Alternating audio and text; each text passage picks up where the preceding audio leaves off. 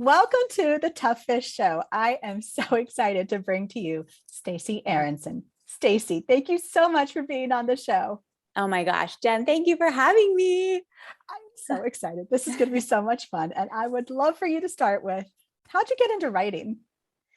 Oh gosh, well, I have always loved writing, and I kind of started my first so-called novel when I was 8 years old.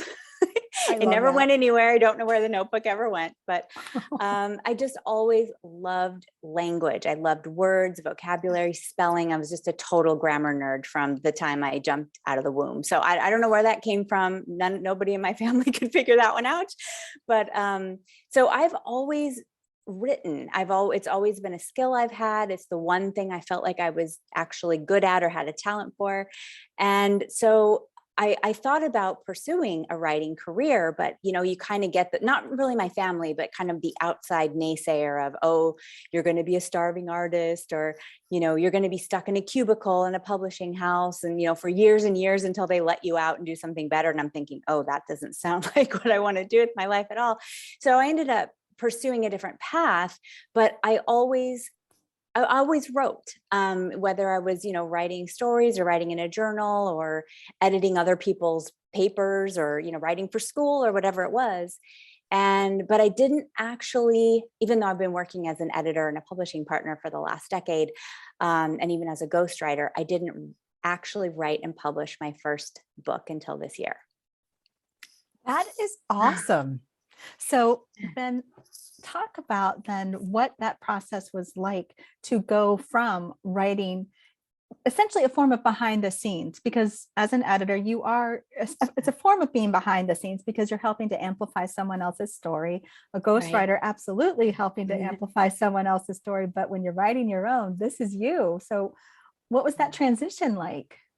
Well, the situation was, it was a difficult one emotionally because I had just lost my mom.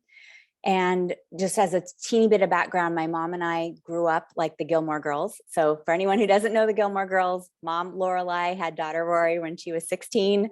Lorelai was sort of the wild child, free-spirited one, and Rory was always the bookish, more conservative one. And that was exactly my mom and me. She had me at Oh, 16. We had this silly kind of role reversal friendship. I was kind of more like the mom. She was more like the kid.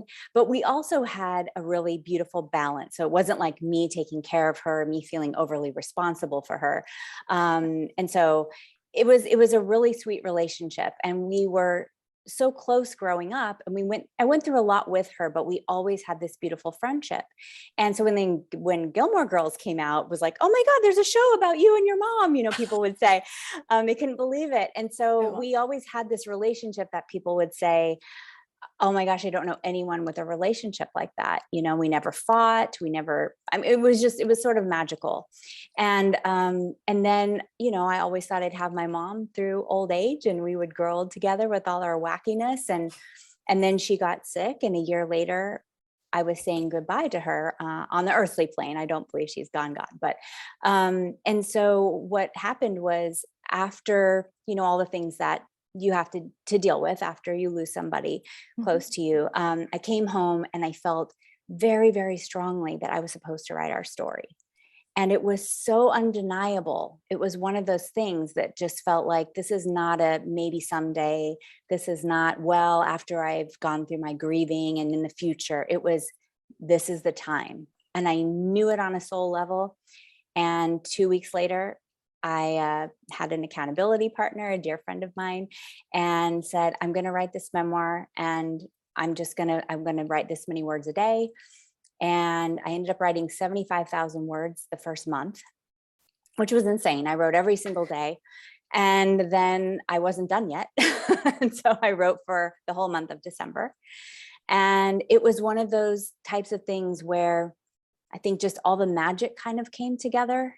I think it was like the stardust of my mom and the timing. And it really helped me to be steeped in our lives together as I was missing her physically. So it kind of took away from all the missing her physically in a way, because I felt like we were together every single day. I was combing through all these memories and writing, and there was so much flow. It was really quite incredible. And luckily, of course, I I had ghostwritten 2 memoirs. I had been through the process of structuring and doing all the nuts and bolts beforehand, figuring out all the threads and the goals and the, all of that. And then, when I went to do it for myself, of course, it's different because it's like you said, it's your own past, it's your own emotion that you're feeling. So yes, I mean, sometimes I cried so hard I couldn't see the screen. I had to stop typing because I couldn't even see the words. But it was a wonderful, wonderful experience. And then when when I finally got to the end of that first draft, I had my beta team and I had readers who, gave me really great feedback and helped me get rid of certain things and fill out other things and all of that. But it was a really special experience that I know will never be repeated, obviously, because it was a miraculous kind of timing. And so that's how it came together. I love that because so first off, the fact that you had like this inner knowing, that soul level knowing, that I just love, because I definitely see the path of like the divine breadcrumbs, so to speak, as I like to think of them, where your path leading you with this book as an 8-year-old going, I have written my novel and it's in me. Somehow it is in me. Yeah. But to use this process as a cathartic way of healing and to share your mom and the relationship you both have with more people. I mean, I just think that's a beautiful gift that you gave others, but you also gave yourself, because to your point, the tears, that's necessary, especially when you're writing something like memoir, because one, it's showing that you're connected into the writing, it's showing that feeling, but it's also showing that it's place to write and then to come back through and say, what else do I do with this? Is this still appropriate, or is it appropriate, but I need to make some tweaks, or is it exactly what it needs to be, tears and all, because it is a part of that, as you said, structure, the theming, the goals of the book itself. Absolutely. And I will say that for the most part, it was very fun for me. I had a lot of happiness. It was when I got to the novel, the last part of the memoir, I said novel, of the memoir is we had 9 final days together, and I shared, yes, in detail, but not hopefully in too much detail, but just sort of giving the reader an understanding of what happened and how, what that dying process was like, the letting go, the pulling away from the physical body, our communication as it got less and less, what was the connection like, and what was it like when she actually left her body. And there was a lot of magic that happened in those days. So the reason why I shared it was, one, because some people were curious about the reality of what that's like and gave me feedback that, wow, I'm really glad you shared all this, because I didn't know, I've never lost anybody. I've never been by their side every single day, and I didn't know what it was like. But there was a lot of magic. And I really wanted to share that with people too, because I wanted it to be hopeful, but also just, I'd had kind of such an unconventional growing up. And sometimes people say, oh, I can't believe you turned out so well, so to speak, with a young mom. They like think that they automatically think that I had a druggy mom, or she was so young that she didn't take care of me well, or I came from poverty. I mean, I've had all kinds of assumptions made just from saying my mom was 16 when I was born, or my parents were divorced before I was a year old. And so you get these assumptions about what my life must have been like. And in reality, there was so much beauty and so much love and acceptance.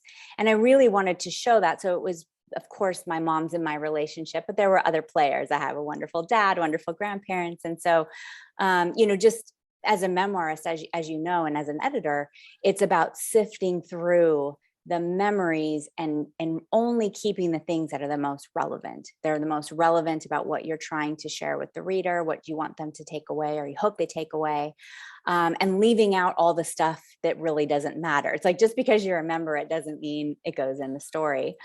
So that was, luckily it kind of lined up and just sort of filtered in. Like I said, it was a very magical experience for me. And so, I just really appreciate you asking about it and letting me talk about it, because a lot of people do say, how in the world do you write a book that long in 2 months. And I said, I probably could never do it again. I think just all the stars aligned. And like you said, the inner knowing was something Yeah. I followed. Yeah. But well, thank you for sharing though, because I do think that that's a gift. I think that it's a gift when you have experienced something and you're willing to share it because it's courageous. It's brave to put yourself out there and say, this is something that I think is important to share with other people. So one, you're telling them they're not alone.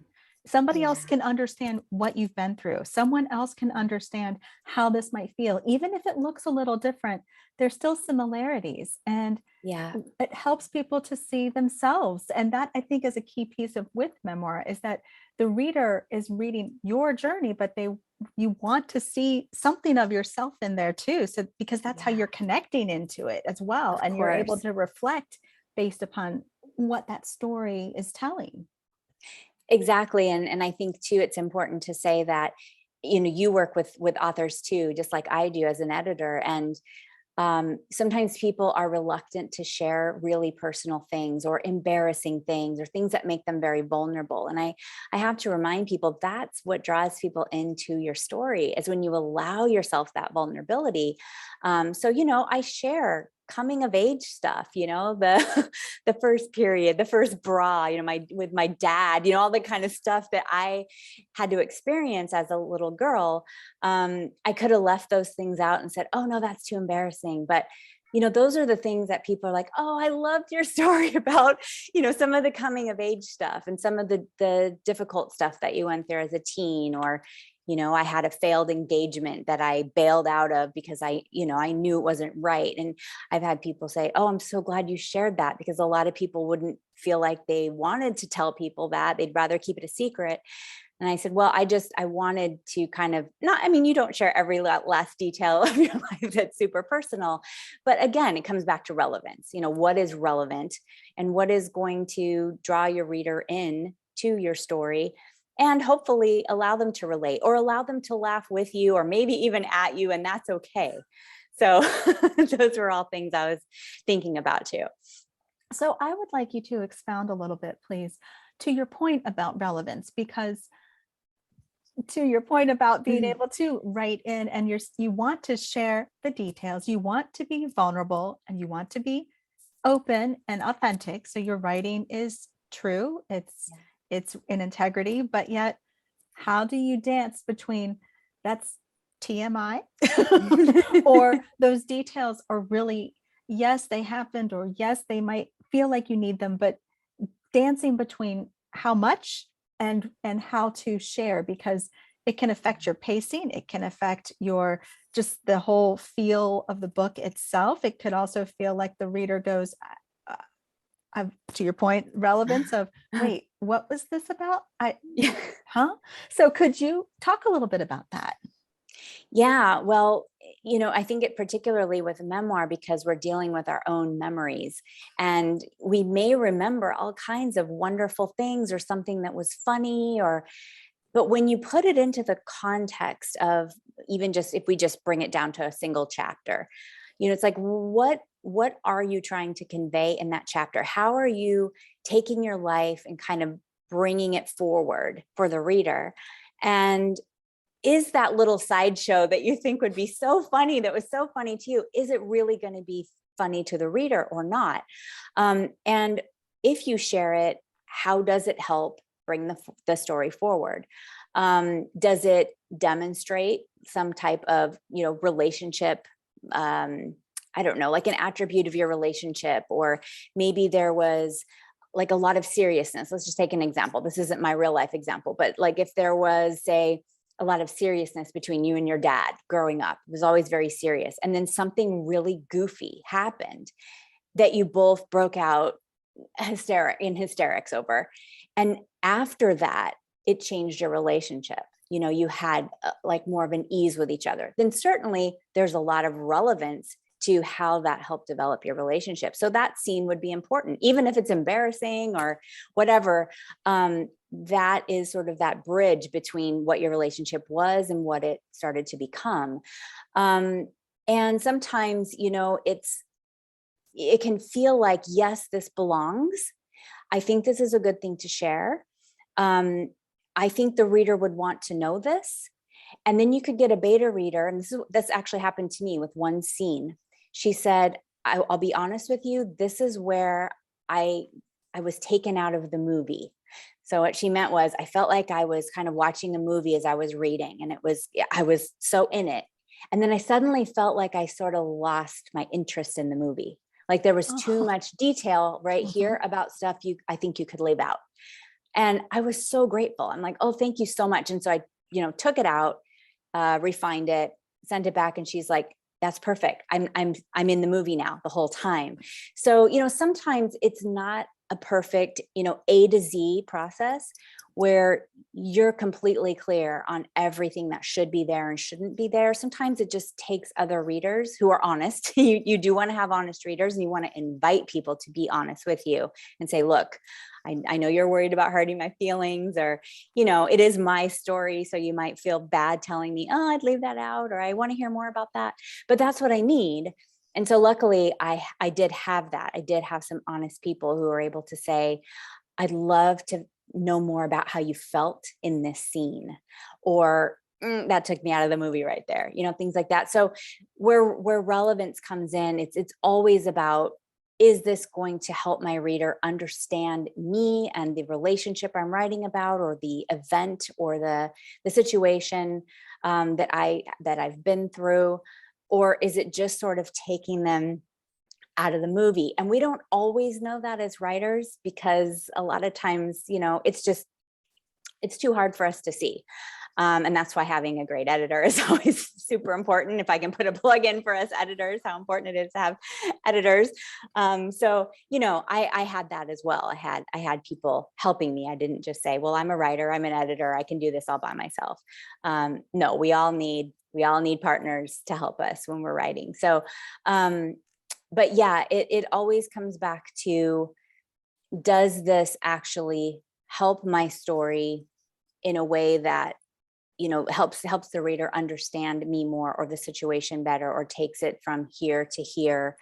Or is it really like going off to the side in a way that doesn't make any sense? And I actually had a little mini chapter in the beginning of the book where I was like, this was a funny thing that happened between my mom and me, but I wasn't totally invested in it. I thought, I think this might be one too many stories setting up what our relationship was like from the time I was a little girl. And sure enough, I said, I'm just going to send it out to the betas and see if anybody says. And one person said, that chapter didn't really seem like it fit. And I said, oh, that's so great, because I didn't think so either, but I wanted to make sure. So sometimes it is about kind of letting other people hopefully give you truly honest feedback about what feels relevant. But you always want to come back to that thread of, am I meeting the takeaways that I'm trying to give the reader? Am I broadening out what the relationship or the event or whatever was for the reader, so that they're totally engaged with me? And that it's a tricky one, but that's what I would tell people to always come back to. I love that. And I love that you're talking about it.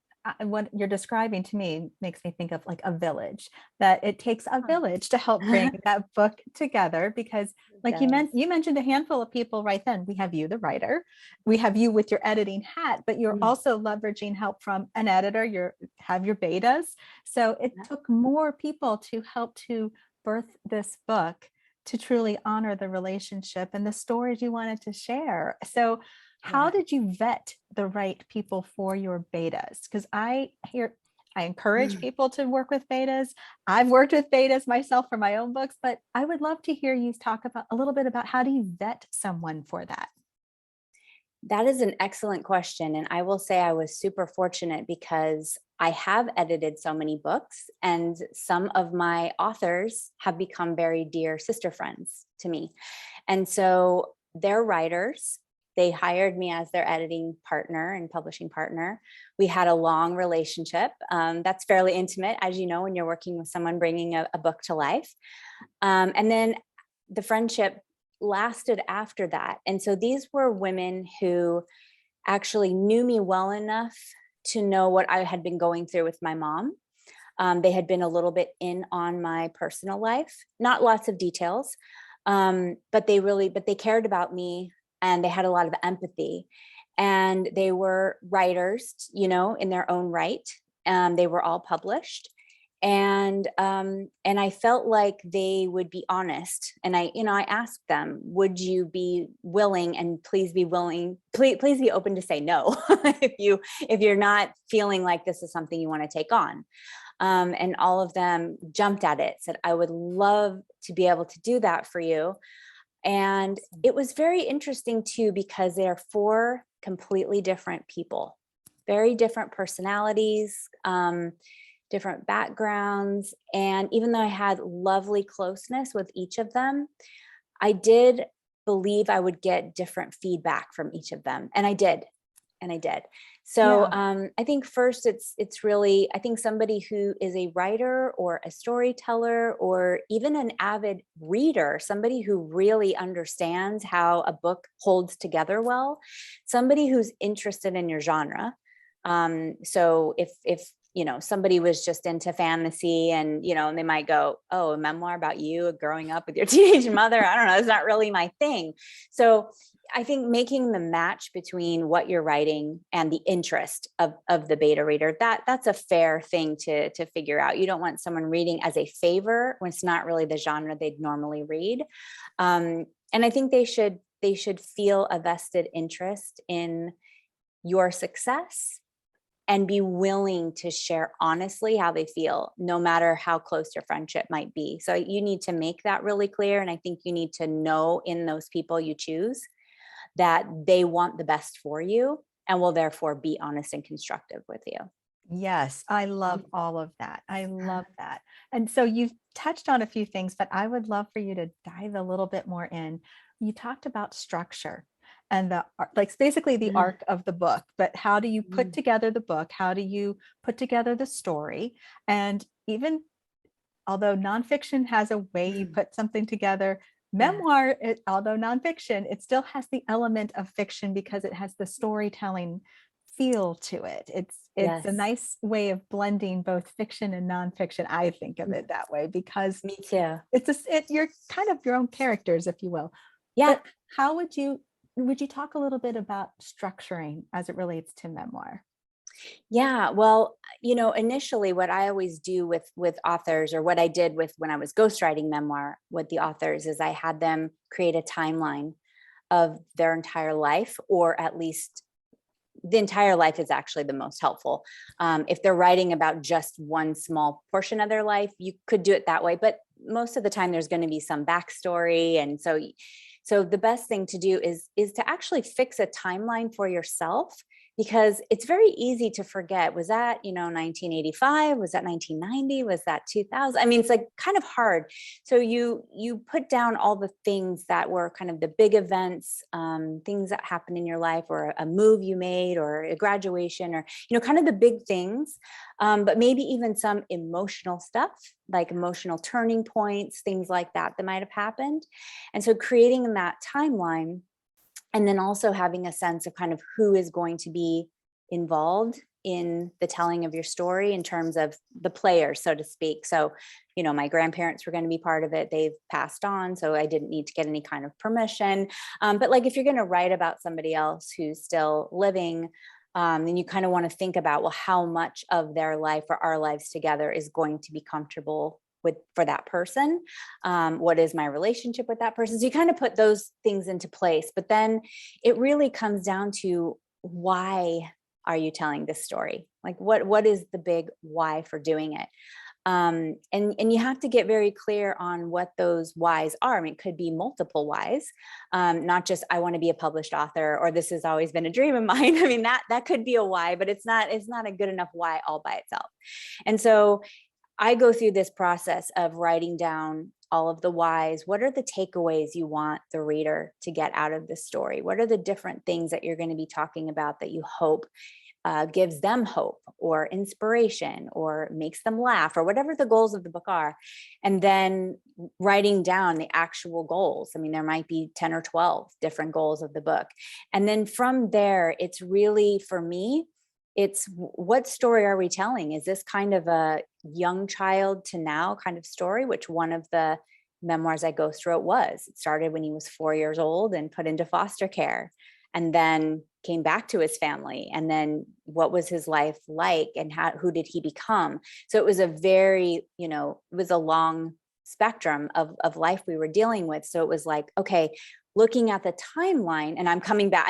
This is actually answering your structure question. I know it might sound like I'm going around the block here, but I come back to the timeline and look at, okay, well, what in this person's life, or in my situation, it would be in my own life, where were kind of like the big turning points, or things that might feel like that story arc that we read in fiction? Is where can I have maybe some degree of suspense, or maybe there's a secret, there's something I didn't know and I'm going to find out later, and how did that affect my life? And so you kind of think about, when you look at the timeline, it's a way of seeing, wow, these are sort of the ebbs and flows of my own life. And there may be blocks of time you think, I don't need to write about that. There wasn't really anything all that earth shattering or big change. And maybe you just sort of skip. You don't need to write about every year of your life when you're writing memoir. So it really just depends on what exactly are you focused on, and what are the takeaways for the reader. So in my case, it started from before I was even born. It started with my crazy conception between my teenage parents, and then it went all the way to losing my mom. So that was, a 52 year span. And did I write about 52 years of my life? No, of course not. But I had to pick and choose what was the most, essential to bringing the reader forward with me in those big moments where I was changing, and kind of to figure out, how does that feel when I look at those events? Does it feel like an arc, or does it feel like kind of yawn, yawn, yawn, yawn, yawn, oh, something big happened, and then, yawn, yawn till the end? Or, so when you actually create a timeline by just putting down years or months and years, and really going back and thinking about your life, it's a really great exercise for the author. When I'm writing as a ghostwriter, it's essential for me as the ghostwriter. But if you're doing it for yourself, it's also very enlightening to see your life kind of spelled out that way. And that is how I recommend looking at least initially, how you're going to structure your book, and how are you going to create that story arc. Well, and I would also wager that as you're thinking about those things, because as I was listening to you, one of the pieces that for me was speaking to me is the theme, like the theme and the goals, basically, because you're looking at the timeline, but you're also looking at what are pieces, what's the point of this particular story too? Like, what are the themes that you're seeing that are sprouting up with these big things that have happened, or these other stories that you want to see, or that you feel are important? Did you see grief happen? Did you see another loss happen, which is another, did you see trauma happen? And there's still a form of grief going on inside a trauma because something has happened that has changed. And, so perhaps that's a piece of coming through trauma, coming through a loss, or seeing beauty from from ashes type of situation. So, and what are those? What I'm hearing from you are also goals from that standpoint too. Is that what you would also suggest? Yeah, you said that so beautifully, and it's true. I mean, sometimes, like in my particular case, it was me going through a grieving process, but it was giving me a lot of joy because I was revisiting a lot of joyful things, but then I was also revisiting a lot of emotional things. But then the question comes back to, does the structure of how I'm putting this together actually feel like an interesting read? And on top of that, is the reader going to be able to kind of feel what I'm feeling? And or am I just dumping emotion because I'm using this as my own process of grieving, or my own catharsis or something? And so that was actually something toward the end of the book, when I was writing about my last days with my mom, where I had to go, how much is too much? Like I would go back, it hadn't been very long ago, to everything I remembered from each day. And I had to piece it together with text messages and, other people kind of helping me what was happening that day. And then I was like, okay, but the reader doesn't need this, and the reader doesn't need that, so you kind of pare down. So for me, the initial writing of those things was a wonderful process for me personally. Was it going to benefit the reader to read every single last detail? No. So then I had to get a bit judicious about what to take out. But yes, I think you want the reader to be with you in the moment. If they cry with you, that's sweet. If that happens, if they laugh with you, that's wonderful. But yeah, creating that environment where you feel like the reader's really been taken on a journey with you. And you've done that through structure, you've done that through emotion, you've done that through relevance. All those good things come together. Oh my gosh. This has been absolutely awesome, Stacey. Thank you Oh, so, thank so you. much. Oh my gosh, my pleasure. Where can people connect with you and where can they get your book? Oh, well, my book is, where all books are sold, all the online outlets. But if you want a signed copy, you can get one from my website. I have paperback or hardcover that I will sign for you. And that's at staceyaaronson.com, Stacey with an EY and Aaronson with a double A. And then I also have my business website, which is thebookdoctorisin.com. And I just rebuilt my entire website. So it's all fresh and new. And I have everything I do on my website with authors. So I've got my author website and I've got my business website, and I'd love for anybody to come visit me in either place if they'd like to. That is awesome. Thank you so, so much for being on the show, Stacey. This has just been Thank so much you. fun. Oh, thank you, Jen. I really appreciated jumping into the pond with you today.